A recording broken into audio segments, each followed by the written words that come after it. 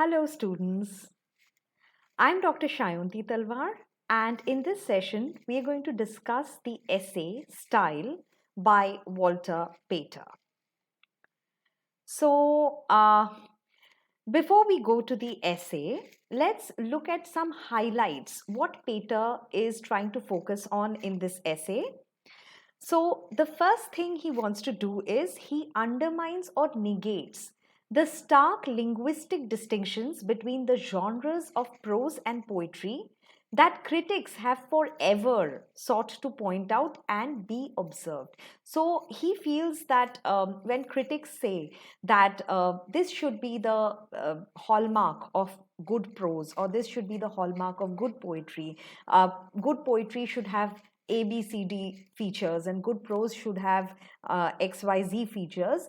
He is against that kind of classification. He is against limiting a genre to certain features. The second thing he wants to highlight through the essay is that, according to him, certain conditions of the literary art uh, arise out of the medium or material which out of which the art is made.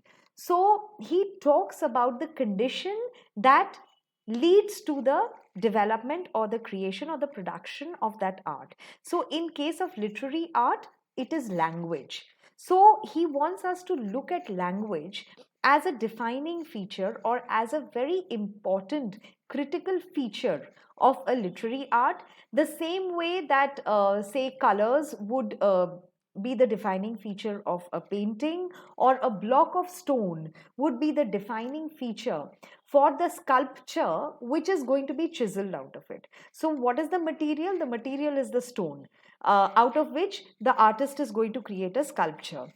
Similarly, in the literary arts case, the material is language, out of which the writer is going to create a text.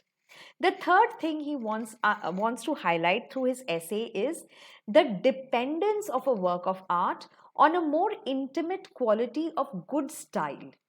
More intimate over here means as coming nearer to the artist himself, and this in fact leads to the next point that he wants to focus on.